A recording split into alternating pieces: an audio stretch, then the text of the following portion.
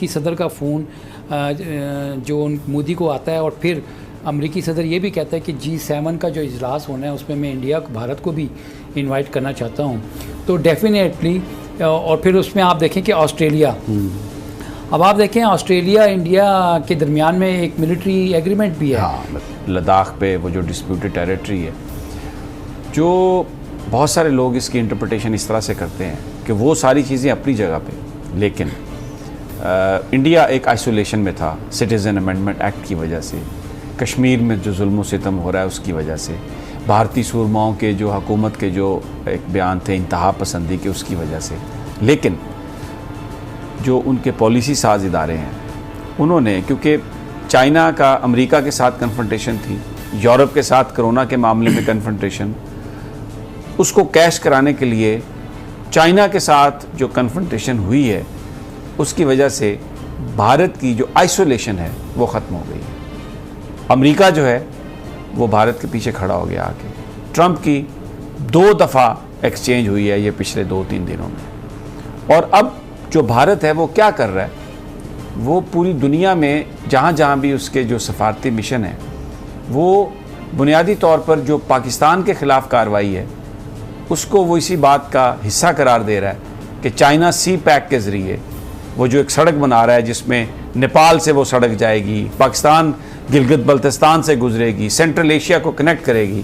तो भारत वहाँ पर अब अपने आप को ये पोर्ट्रे कर रहा है कि वो चाइना के ख़िलाफ़ मगरिब की अमेरिका की फ्रंट लाइन स्टेट बन गई है, और जो इस खित्ते में जो कारोबारी मोनोपोली के लिए चाइना जो कुछ कर रहा है भारत उसको चैलेंज कर रहा है, और वो सारी जो आइसोलेशन थी उसने वो ख़त्म की है।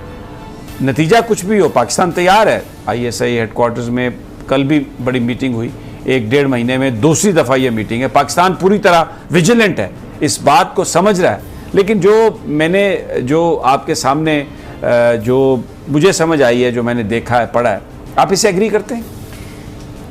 समी साहब, जहाँ तक आइसोलेशन की आप बात कर रहे हैं तो उसको अगर आप देखें कि जो एक तो सिटीज़न लॉ जो था उससे पहले जो मकबूजा कश्मीर में आपको पता है 10 माह से ज़्यादा लॉकडाउन चल रहा है। रीज़न बीइंग कि वो एक बड़ा हवा जो है ना वो क्रिएट करना चाह रहे हैं, और जैसे कि वो हमेशा ये कहते हैं कि हमारा तो मुकाबला चीन के साथ है और बाकी जो इलाके में स्टेट्स हैं वो तो पीनट्स हैं। तो डेफिनेटली इस हवाले से तो आप कह सकते हैं।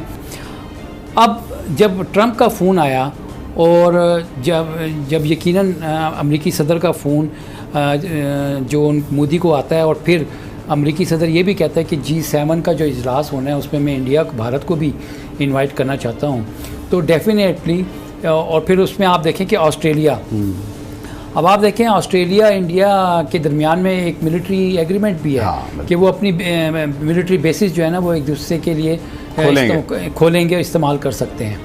और वो जो पाकिस्तान को ब्लेम देना चाह रहे थे और अपने अंदरूनी हालात से तवज्जो हटाने के लिए, पाकिस्तान एक ईजी बकरा है कि भाई पाकिस्तान की तरफ सब चीज़ें डाइवर्ट कर दें। तो बिल्कुल मैं आपको ये कह रहा हूँ कि इंडिया जो है उसके तमाम तर अज़ाइम से ये लगता है कि वो किसी एक और बात मैं चाहता हूँ, इसमें तो कोई शक नहीं कि इंडिया हमारा दुश्मन है। इस तरह की जो खबरें हैं, क्या भारत का केस इस तरह से मजबूत नहीं होता मगरिब के आगे कि चाइना, हम तो लड़ाई लड़ रहे हैं और ये आपका भी इंटरेस्ट, इसी चक्कर में वो जो पाकिस्तान है गिलगित बल्तिस्तान पर हमला, कि ये भी मैं सी पैक को चाइना को रोकने के लिए कर रहा हूँ, वो इसको जस्टिफिकेशन के तौर पर तो नहीं इस्तेमाल कर रहा होगा? बिल्कुल आप सही कह रहे हैं। आप देखें कि चाइना और वेस्टर्न कंट्रीज़ बशमूल अमेरिका, उनके जहाँ तक चीन के हवाले से मुफादात हैं वो तो एक जैसे हैं, यकसा हैं। और इंडिया जो है वो क्योंकि सी पैक के ख़िलाफ़ ऐलान कर चुका है कि वो सी पैक को एक्सेप्ट नहीं करता, इसी तरह से अमेरिका ने भी कह दिया है। आपने देखा एलिस वेल्स की जो स्टेटमेंट्स आई थी उससे ये बात वाज़ेह होगी, और पाकिस्तान ने उनको वाज़ेह तौर पर जो बयान देना था वो कह के मुस्तरद कर दिया अमेरिकी मौक़िफ़।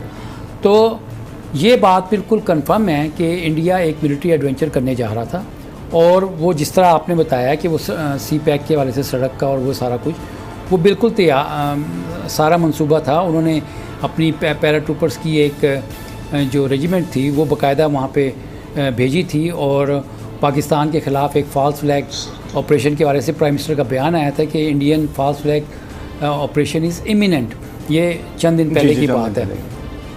तो ये सूरत हाल नज़र आ रही है। और जो जिस तरह से कल प्राइम मिनिस्टर साहब DJI के कमर जावेद बाजवा और वो वहाँ पे गए थे और उनको ब्रीफिंग दी गई है, उसमें आप देखें कि ये पाकिस्तान के गिरद घेरा जो है वो सिर्फ इस कंटेक्स्ट में नहीं किया जा रहा है।